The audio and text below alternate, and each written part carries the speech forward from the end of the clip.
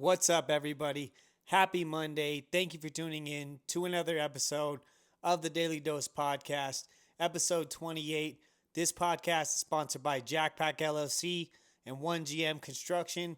Tap in with them for all your roofing and construction needs. Let them know you heard it on the Daily Dose Podcast. 10% off any service from them. We got a lot to go over this week, guys. Some good fights this past weekend at UFC Paris. UFC Noche looks pretty good on paper. Of course, the moment we've all been waiting for, Canelo versus Crawford. And, as always, plenty of current topics. Let's get right into it, guys. First thing I'm going to go over is UFC Paris. It was interesting. I saw Islam. I don't really know why, but I saw Islam was going at Mauricio Ruffy, telling him, basically go to Dagestan 2-3 years and forget. Nah, he was telling him, though, basically, shut up and just go grapple. So he wasn't impressed with Buddy at all. I'm not sure what caused him to even bring that up. So pretty crazy. Like I said, some of these fights, cards that are on the other side of the world, they're more so catering to that side of the world. Every single fight on the prelims was a finish. There was one submission. The rest were TKO or KOs, elbows. There was a leg kick stoppage. That one was interesting. That guy shot his shot at one of the press conferences. He was like a Cage Warrior champ, gets stopped by leg kicks. So, overall, there was way more finishes. There was only 3 decisions. So, though some people weren't named necessarily, some really good fights. Paul Craig got viciously KO'd right at the end of the first round. He retires as he should. Benoit Saint Denis, his pressure was just wearing on Ruffy. And he was actually doing pretty good on the feet. I think a lot of people thought it was going to be pretty easy money for Ruffy on the feet as well as he did. But he was actually struggling. And then, like I said, he kept getting taken down, kept kind of ending in bad positions, ended up in a rear naked and let it get locked into that neck crank. So just all that pressure on the jaw, ended up tapping out. It happens. And in the main event, Nasruddin Imavov put it on Kaio. A lot of people didn't necessarily see it going that way. But Imavov, he looked fluent. You know what I mean? He looked like it was his night. All his combos were working. He was smooth. The moment didn't get to him. Overall, everybody from Paris was like 5-0 that night. Really, really good fight overall. Really good fight card. An interesting one. I know one of the Pitbull brothers was supposed to open up the main card, fighting a guy that was making his debut from OneFC. Misses by a whole weight class. Weighs in at 150 some. I think 154, 155. And I believe he got cut. Guys, Dana does not play about the weight. There's one thing. If you make weight your first fight, you have a shitty performance, you get knocked out quick, whatever it may be, you still got a chance of coming back. But when you miss weight, especially 10 pounds on your debut, Dana's like, get out of here, buddy. So that was a terrible, I don't know what happened. I think in OneFC he was basically fighting at 55. That's on him. You know what I mean? He should have definitely communicated or figured that out ahead of time. So that's a bummer, buddy. Do better next time. Shoutouts to Rotolo. He looked awesome in his OneFC fight against Adrain Lee. I think a lot of people, felt like being that he just has that jiu-jitsu background that he was going to kind of struggle in MMA. He looked good. He was in there, doing what he had to do, getting good positions. Ended up getting the submission. So that was a good one. Let's check out this UFC Noche card popping off this weekend. Same day as Canelo Crawford. We'll get into that after we go over this. So we got Tatiana Suarez, Amanda Lemos. That should be a good one. Alexander Hernandez. Again, a lot of fighters kind of catering to over there. I know that the Rob Font and Raul Rojas Jr. got pulled. I believe Rojas pulled out for an injury, so that's a bummer. Let's see, the main card, you got Santiago Luna versus Quang Lee. I don't know either one of those guys. Kelvin Gastelum versus Dustin Scoffles. That one should be a good one. We'll see how Gastelum, respect to Gastelum, the UFC must have a really good relationship with this guy. Unless I'm wrong. Let's check. Yeah, I guess, his last few, he got lost to Izzy, lost to Darren, lost to Hermanson, beat Ian Heinisch, lost to Whitaker, lost to Cannonier, beat Chris Curtis, lost to Brady, beats D-Rod, loses to Pfeiffer. So, he is only losing to the best of the best. So, Usually, sometimes if you have a good relationship, you put on good fights, it can work in your favor. So you got Rafa Garcia and Jared Gordon. So I'm going to take Gaslam in that one. The Rafa Garcia and Jared Gordon. I guess I'm going to go with Garcia, being he's just a little younger. That's an interesting one. Oh, they did get Rob Font versus David Martinez. They got him a replacement. I'm going to go with Rob Font, just being that he was already in camp and kind of prepared for this. I don't know the situation with the other guy. And in the main event, man, I'm going with John Silva. I think especially his team coming off that 0-2 loss last weekend, he's going to be fired up, ready to, get that back for him. Diego Lopez is a guy that puts on great fights, loves to exchange. He's going to stay in the pocket, and that's the problem. I think John Silva has some serious power at 145 pounds. So those are my predictions for the UFC Noche card and kind of my, opinion on him. So the one thing that boxing still lacks, maybe if Dana, is more a part of it, it could change. If you look at this whole Canelo versus Crawford fight, even me being a big fan of just combat sports in general, I don't really know any of these guys. And beyond knowing them or not, they don't really even promote it. I've only seen Canelo Crawford as far as in the promotions. Now, the co-main event, Callum Walsh, Fernando Vargas Jr., I'm very curious to see how that one goes. Callum's 14-0, Fernando's 17-0, I believe, or maybe the other way around. But both guys are undefeated, young. That should be a really good fight, too. Other than that, you got Steven Nelson, who's a little older. That's Crawford's boy. But, yeah, that's the problem with these boxing fights. You want to charge a ton. This one's on Netflix, but pay-per-view. I know the tickets were expensive, whatever it may be, and you're really just going to give one good fight. That's crazy, but that's how it goes. In the co-main, I'm going with Callum Walsh. In the main event, guys, this is just me as a fan, in my personal opinion. I'm not saying if I was betting it might be different, but I'm taking Terrence Crawford. It's hard to bet against either guy, but Crawford is just, man, he is giving his all. He looks dialed. He looks sharp, and it'll be an interesting matchup. What a lot of people don't realize is Canelo was catching a lot of these bigger guys and catching them cleanly because he's the faster, more agile fighter. Now he's going to be fighting someone just as fast, just as intelligent that can bring it as well. His big, thing going in his favor, I believe that really is going to be a determining factor in the fight is if Crawford can handle Canelo's punches. Even just the jab, whatever it may be. When Canelo starts landing some punches, if it really affects Crawford, he has no chance. If he's able to take it and implement his game plan, we're in for a hell of a fight, guys. So I'm going with Crawford just based off. I think he's really determined. I think he can pull it off in that aspect.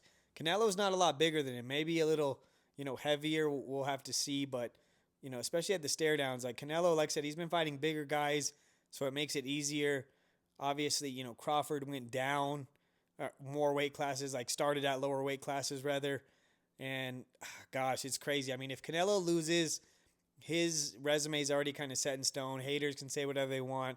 Goofballs that don't know anything about the sport. Canelo is already a legend, Hall of Famer, top 10 fighter ever. So that doesn't matter. It would be crazy. A lot of people would attribute it to being older in his career, stuff like that. If Crawford wins undisputed at 68, going from 47, one fight at 54, skipping 60, going to 68 and fighting the best of the best, undisputed, beats Canelo Alvarez, it'd be hard to not put him like in the top 7. I don't know, top 5, maybe just on the fact that undisputed in 3 weight classes. But man, that would be insane. So I know Crawford's going to bring it. I know Canelo's not trying to lose on those stakes.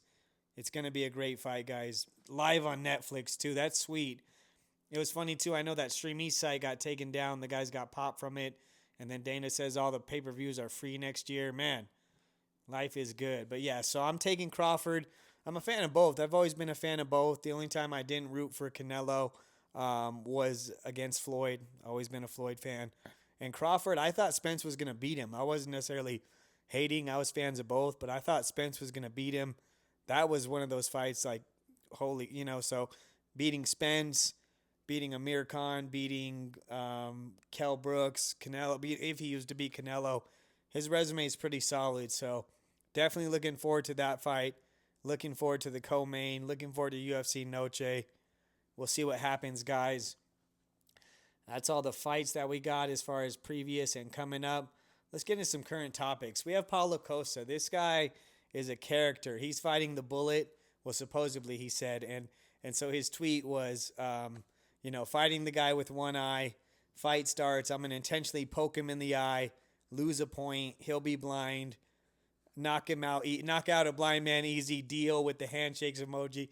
This guy is a character. Like, bro, that is so wild. Like, of course he's not gonna do that, but for him to even just say that is so like, buddy. That's what I'm talking about. He's just so funny. Like, whether he wins fights, lose fights, he's just a character. Seems like he's enjoying life. So shout outs to him. That was a good one. Now this is very interesting. Supposedly it's in the works for October, which would seem really soon. But Cowboy Cerrone versus Andrew Tate in a kickboxing match on the Misfits boxing card. Now that's very interesting. Obviously the main thing I would say is that Cowboy competed at a higher level. I've seen some clips of Andrew Tate fighting kickboxing, competing. Not necessarily sure on the level.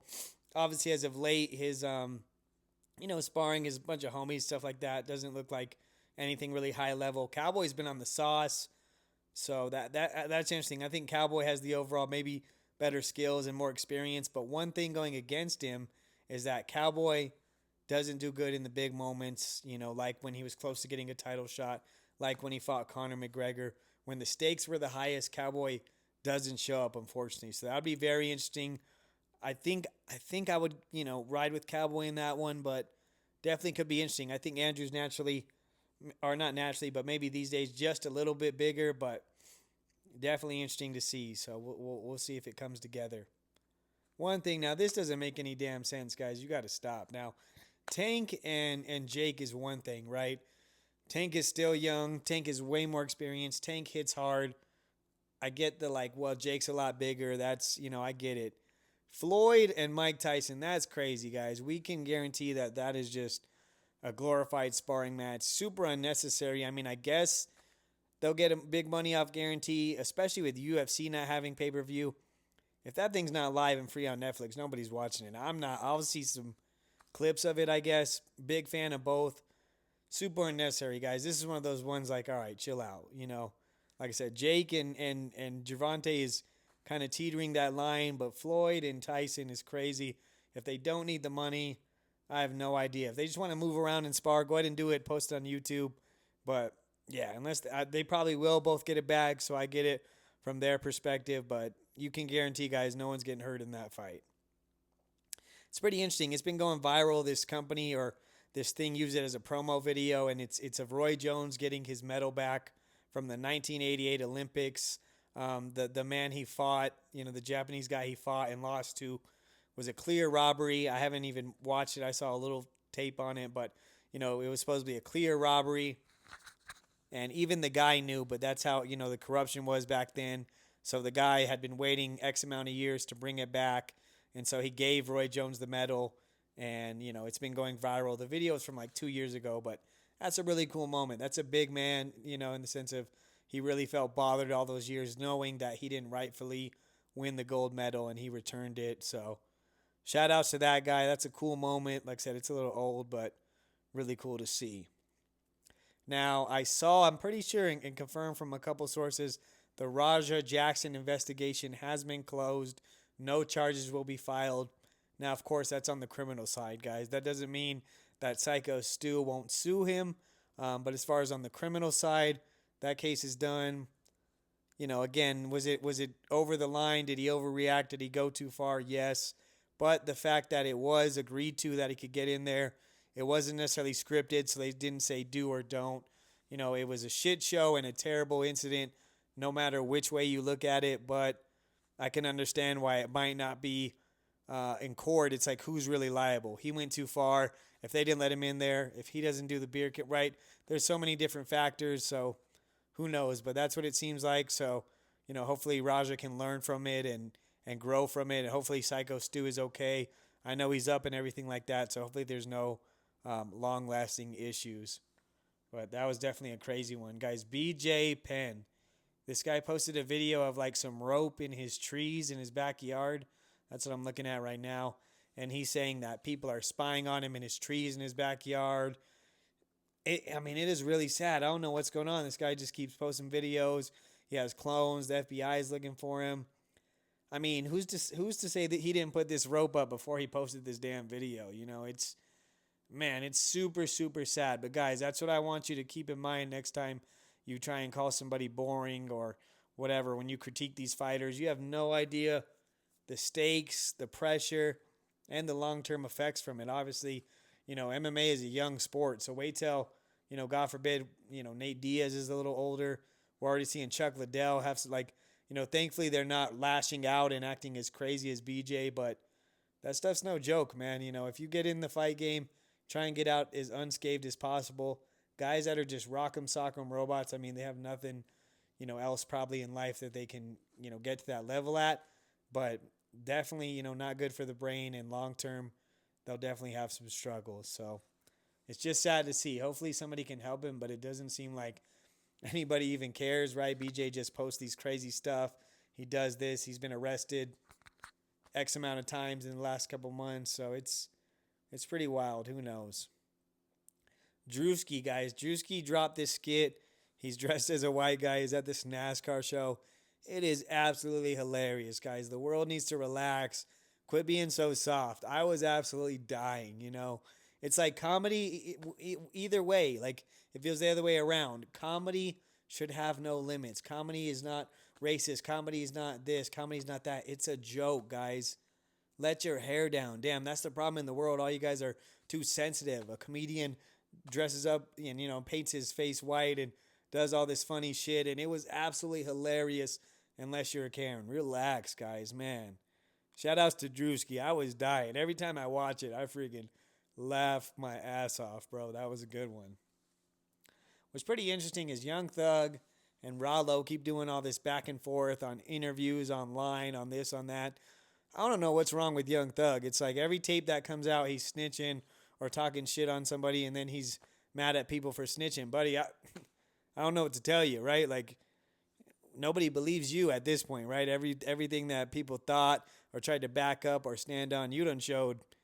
Yeah, just yesterday I saw a video with him and Future coming out of a studio session. Hours later, I hear an audio releasing of him saying Future's a fucking idiot and all this. It's crazy, guys. Most of these dudes are goofballs, guys. Most of these dudes are fake goofballs, won't go to prison, ain't doing nothing. Don't be like any of them, guys. If you enjoy the music and entertainment, do your thing, but crazy. You know what I mean? That dude's a goofball. Now, The Rock, guys. Something I wanted to address. There's been videos, of course, of him from this recent movie premiere. He's looking significantly smaller than he's been in the previous years. Now, guys, something you got to realize, to stay as big as he was, that's a lot. That's a big eating regimen, workout, supplements, everything like that. So maybe it was just too much for him, right? And he's trying to just kind of have less to do as he gets older in his life. Hopefully, there's no issues or anything like that. I remember when Chadwick Boseman was sick, people were just making fun of him, calling him a crackhead, this and that. And little did we know he was dying from cancer. So I didn't want to come on here and bash The Rock. Like I said, hopefully he's just trying to make things a little easier to maintain in his older years. But you never know what someone's going through, guys. So before you start posting stuff, talking shit, keep that in mind. And something I wanted to address with the channel. First of all, I appreciate every single of the 90 subscribers. If you see this, thank you. And everybody who listens, likes, anything like that. I just enjoy doing this. Hopefully it turns into something right. I'm learning the setup. I'm editing. I'm getting better equipment as I go. Nothing's going to be perfect, guys. So when someone hates because my setup isn't good, my sound, my quality, thank you for pointing out the obvious. I'm learning and growing as I go, but I'm having a good time. I'm trying to get content out there. I want to cover more fights. I want to interview more fighters. Hopefully you guys can see the progression and the journey, and we enjoy this together. So don't bother me. No hard feelings on my end. When you come at me, just know I come back. So that's how it goes on my channel. But I appreciate it, guys. As always, before we get out of here, let's get out of here on the message of the week. Guys, don't work on your weaknesses. Build on your strengths. If you're not going to be in the NBA, if you're not going to be a rapper, if you can't do this, if you're not going to do that, why waste your time with it? Figure out what you can do. Figure out what you're good at. Figure out what your talents and abilities are and ride with those to the end. And that'll get you further because no one's going to be perfect. No one is perfect. So that's the best thing you can do. That's it, guys. That's a wrap for episode 28 of the Daily Dose podcast. Don't forget to like, subscribe, and share. Thank you guys so much for all the support. See you next week.